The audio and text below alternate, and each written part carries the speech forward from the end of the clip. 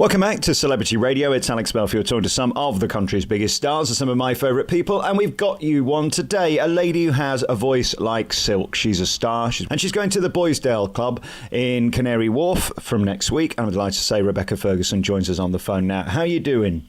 I'm good, thanks. Yeah, I'm good. Apart from having a toddler running around, which you will have to excuse me for. Is being a mum the hardest thing on earth? It seems like a full-time job times 10. Do you know what? I actually love it. I really love it. My happiest time is actually, people will think I'm so weird, is actually being home with the kids.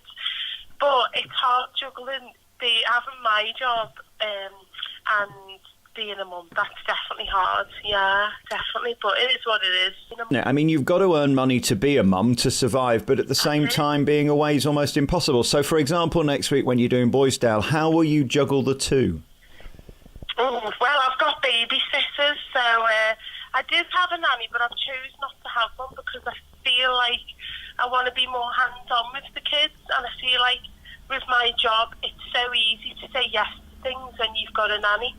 And so with Boisdale, I've got babysitters, so I'll leave at, they'll come at 5, I'll leave for the gig, and then they'll leave when I come back from the gig. So yeah, I've just got it'll be more tiring, but I think I like being a hands-on mum. I like, I want them to remember that of me, and because obviously with being a performer, it takes up your whole life, and I don't want that to be their memory. Yeah. It's so tricky because you can't buy that time back, can you? You either got it and you've got to do it now, or it's gone. And I admire you for that, because it is a balance, isn't it? Trying to get the two right. It really is, and I think for so many years I've been really dedicated. I've worked hard, and a lot of it is for the kids. But there comes a point where you go, but are we living? Are we actually enjoying life?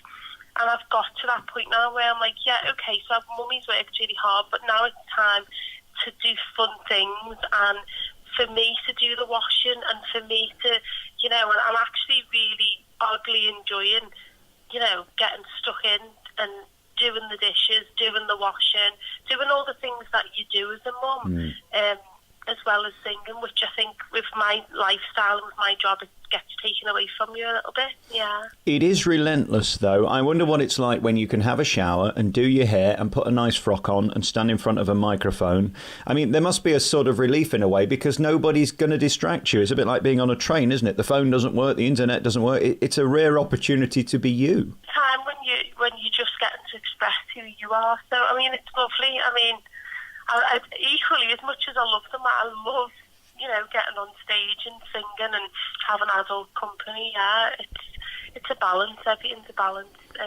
But yeah, I think you definitely do need that time to get away from them. Yeah, one of my last gigs, my youngest daughter ended up.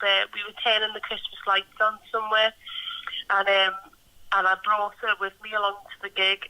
Anyway, she's the one that ended up pressing the button on the stage, which I found hilarious. So, there's times I involve them too, and yeah, it's all about a family really, and making it work for us all. Nothing like being upstaged, is there? It can be infuriating. No, literally. The year that you were on X Factor was so extraordinary. I mean, we look at those who won, people like Mark Cardle, who is incredible, and then we look at those you beat, like One Direction. I mean, there hasn't been, I don't think, a year with 3 bigger stars than you guys. It's been incredible, isn't it? Yeah, they said it was one of the best years, which is amazing. Yeah, I mean, it was a very exciting year. It was a really good year for X Factor, and I'm really grateful that I was a part of that, and I've got lots of lovely memories of my time with the Boisdale boys and all those lovely people that I met backstage. It was fun. It was a crazy time. Yeah. What happens when the party stops and you go from that bubble and then reality sort of returns? Because ITV sort of put you in this cozy bubble for a while, and then you're immediately sort of dropped, and you've got to find your own way in the world, even if you've got a record label at that point. I guess that's the biggest shock, isn't it, when you've got to suddenly be responsible for your own tea? I think it's really hard, and I think I think there should be more of a cushion and more of duty of care, because you know, a lot of the kids that are coming off shows like that, they don't know what fame is. They don't know what's about to happen to them. They've never earned money like that type of money ever in their life. And to manage all these things go into it that the public don't see. And I think there should be a duty of care or a little bit of a care package where someone sits you down and says, look, you might lose some friends because that happens. You might be in a shopping centre and be surrounded by mobs of people. You know, there's so many things that the kids aren't prepared for. I certainly wasn't prepared for it. And some people would say, oh, it doesn't sound too bad. But if you'd imagine going from a normal person to all of a sudden not being able to go to the park with your kids, not being able to do all the normal things in life, at first, it's a real shock, and it really does. Yeah, but equally, you know, now, 8 years on, I've got a lovely balance of it, and I'm really happy. I'm really, you know, I love my job. I love everything.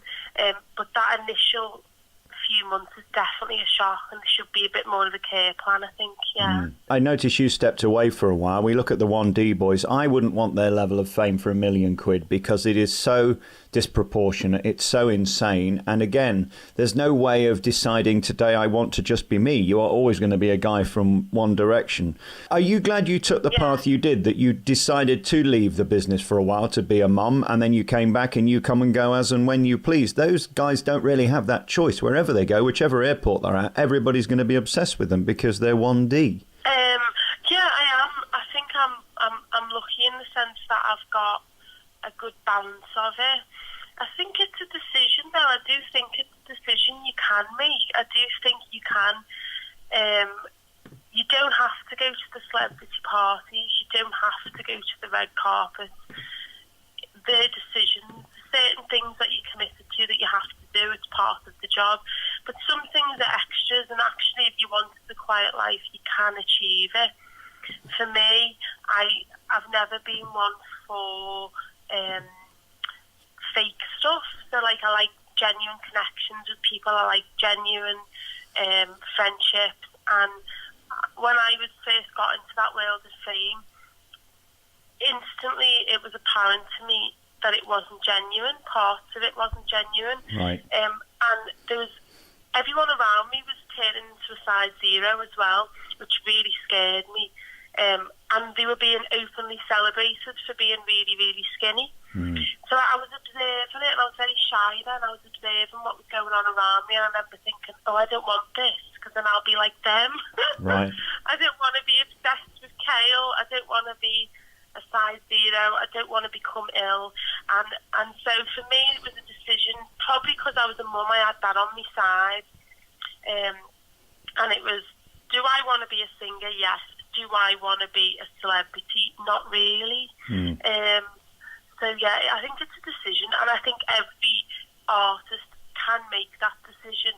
But it's so easy to get lost in fame because it's so tempting.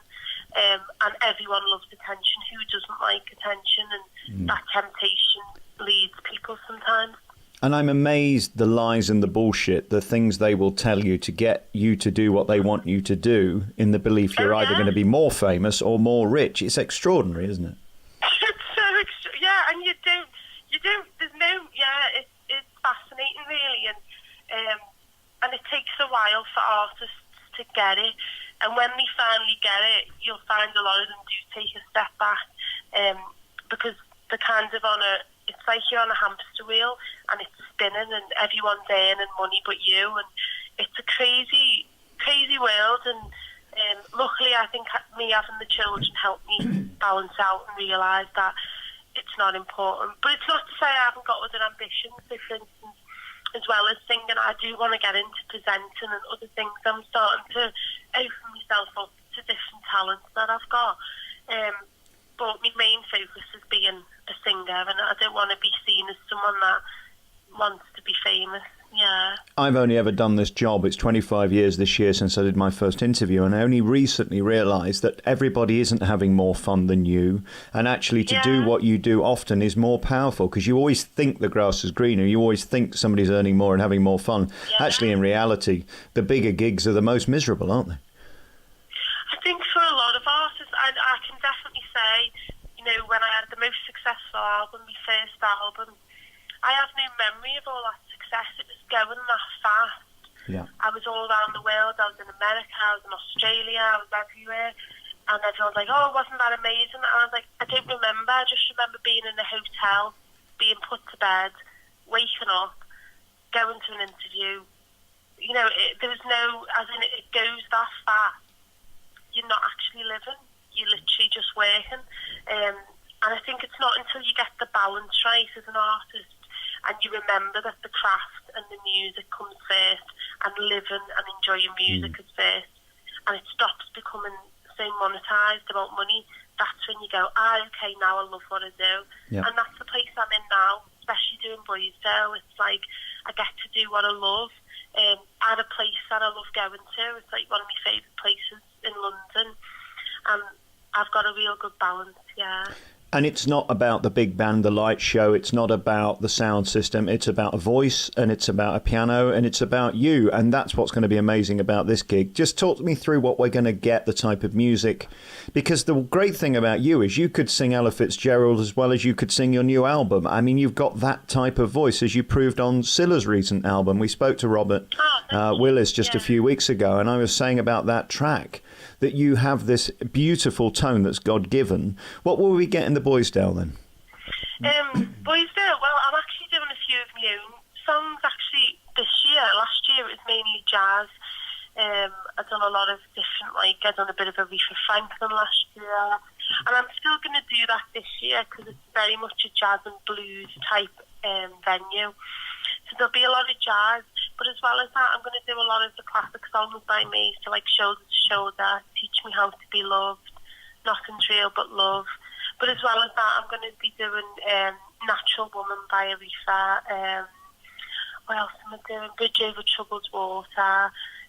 Just doing, I like a good classic song. But also I've been exploring songs by Whitney as well, which is something I was always so scared to do, because obviously she's such an amazing vocalist. But I've finally decided I'm going to give it a little bit of a go, and why not? You know, why not try and do a variation of her classic songs. So, listen, if you can't do Whitney, no one can. You'll be fabulous.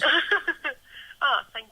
You've got an amazing voice. I want to thank you for your time, because it's a real pleasure talking to you. Rebecca Ferguson will be appearing from the 7th to the 17th at Boisdale Club. Go on their website, just put in Boisdale, Canary, Wharf, and all the dates come up there. It's a beautiful cabaret club feel. It's sort of like a Vegas showroom, isn't it, in a way? A perfect place to perform. It is. It's just lovely. I mean, you know what? It's nice having the food, having a glass of wine. It all balances out. It's a lovely gig to do. I really enjoy it. Yeah. Love to you and your family. Thank you so much for your time. Happy New Year, and let's speak again very soon. Thank you, and